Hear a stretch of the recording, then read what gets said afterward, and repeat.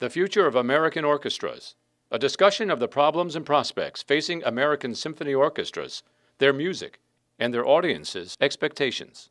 This timely conversation examines trends and challenges facing youth, community, collegiate, and professional orchestras. In this segment, panelists respond to a question from the audience regarding programming. From our audience, right now a lot of the same repertoire is being played. For instance, I think that Boston is playing Mahler 2 for the second time, I assume, this year. Mozart, Mahler, etc. are all great composers, but, quote, isn't the future of American orchestras supposed to be new programming? Another question is, how much of the decline of the symphony orchestra's popularity is due to the unwillingness of music directors to program music with popular appeal? If the buyer can't hear the tune, they won't buy a single ticket. And then a last one that says, how to deal with the boredom of hearing repetitive classical top 40 at each performance.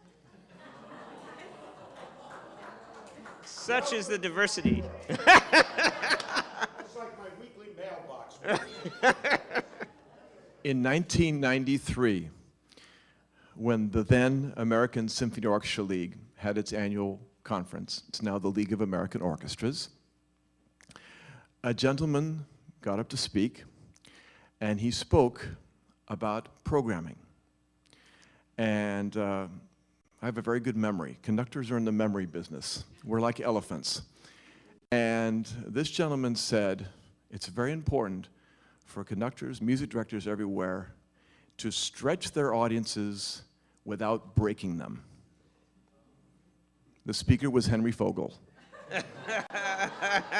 If we played music that our subscribers and even single ticket buyers told us they wanted us to play, and limited to that, we would die. I'm sorry, we can't do just what you want to hear. It wouldn't work. Or what you think you want to hear. Thank you. And a really good example of that was actually in my first season here, I did a brand new piano concerto by an Anglo-American composer, Stephen Montague. And it was just, this piece was just wild as all get up. It's just crazy. I mean, just players behind the audience, just playing in different tempos. I mean, the audience knew that they were in for something special when the wonderful French-Canadian pianist, Louise Bisset, came out and she put gloves on her hands with the digits extended because she needed to be able to have the digits, but she also needed to be able to bang. Well, living in fear of this concert, of course, I had a number of people on the programming committee very concerned about doing this piece, anything new. I surrounded it with Ravel's Mother Goose Suite. It's very nice. And Rimsky-Korsakov's Scheherazade. Well, yeah, those pieces went well, but I'm telling you, nobody to this day remembers that we did Ravel and Rimsky-Korsakov on that program. They loved that they heard it. They love that we finished the program with Rimsky-Korsakov. Just as this one great program I heard Riccardo Muti do in Philadelphia, where he had all this wild stuff, Stravinsky, Apollo, Bartok, two pianos, percussion, and then he ended with Bolero. So everybody was out skipping. They skipped, but they weren't talking about Bolero. They were talking about Bartok, and they were talking about Stravinsky, Apollo. And that's, people were stopping me on the street saying, wow, that piano concerto you did, that was just fantastic. So that's where we come in, because we know more repertoire than you'll ever know. But it's up to us to know which pieces and to not go too far. What's really interesting in the cards that you read, if you think about, if you know the history of performance in this country, one of the pieces that people complain, oh my God, not again, the Mahler Second. Right. Excuse me, but if you were having this symposium 50 years ago, that would have been the dangerous new experimental piece. Almost never played in America, generally hated by critics and audiences as all of the Mahler symphonies, long, diffuse, and unmelodic, and so forth. And it's only because some conductors kept pushing that envelope, and then along came a guy named Bernstein, who really pushed that envelope in 1960, and Mahler is now, oh no, not the Mahler Second again. And so yes, you're absolutely right. It is up to conductors to stretch the audience not break them. I did say, as soon as you had the quote, I knew where that was headed. It's really interesting, though, even in small orchestras, that conductors can make it work by what they choose, and in some cases, by actually breaking the concert hall etiquette and talking to the audience, which, of course, didn't used to happen at all, and now does. Sioux Falls, South Dakota, 1 year. David Delter Geyer, their music director, the theme for the season, a Pulitzer Prize-winning composition on every concert. Now, not only does that mean a modern piece, but I want to tell you they didn't give the Pulitzer Prize to 4-minute overtures. It was a significant, substantial 20th century piece on every concert. That season was sold out.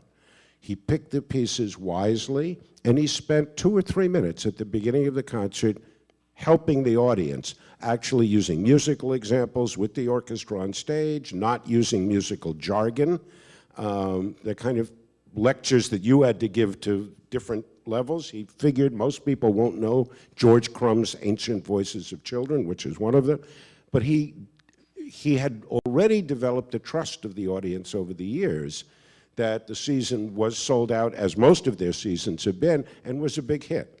So you can, and in fact, I studied orchestra programs around America, and I would say it is not true that only the greatest hits are performed, nor is it true that all orchestras are pushing the envelope too far. There's a wide range, and the ones that are successful have found the balance that Edward talked about. I just want to add that the way orchestras communicate to their public about their programs, as someone who is I did not grow up in the orchestra world. I came through the public school system after orchestras were a common part of the high school environment, whereas San Diego Youth Symphony was founded when every high school had an orchestra and we were the place where all the best kids were coming together. Professional orchestras are still promoting themselves by simply listing the pieces they're going to perform. So that practice has been going on for how long, Henry? Many years. 1,600 years, 600 years, 1448.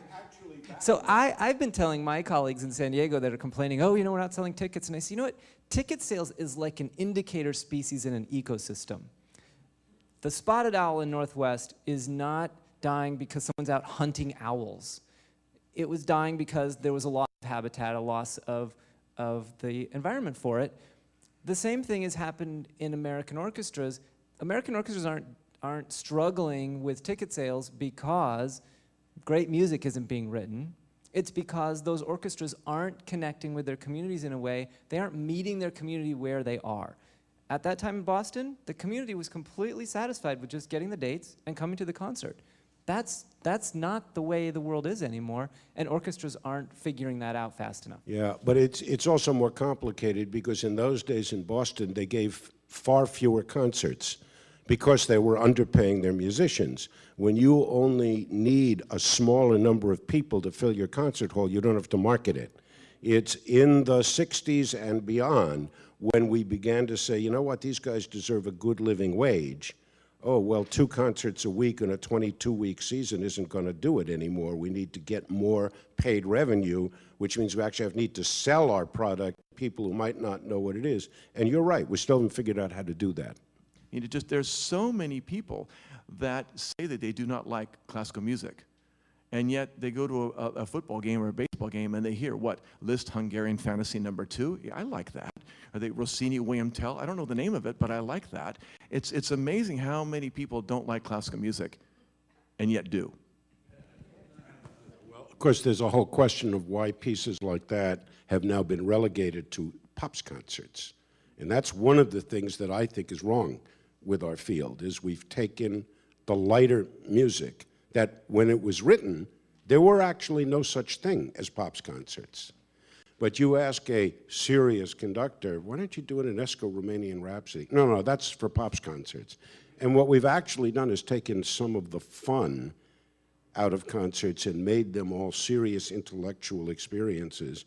And fun is actually a part of the human experience too. And I'd love to see, and I wrote an article about 8 years ago, in Symphony Magazine urging that we start to bring some of that stuff back, because it was all the great famous conductors of history regularly included pieces like España and like that in their regular concerts. And now a lot of it is gone. And I think that helps to give us this stuffy image that we now are saying, gee, how do we get rid of that? Before we move on, Aaron, I just want to say your point basically is that the orchestra world separates itself.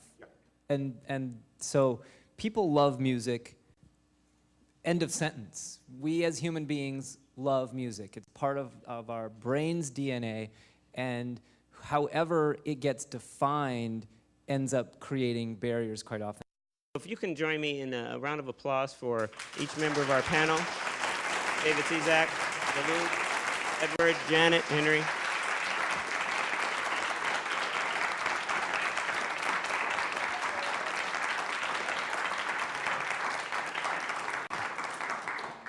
I think you guys did good. That was great.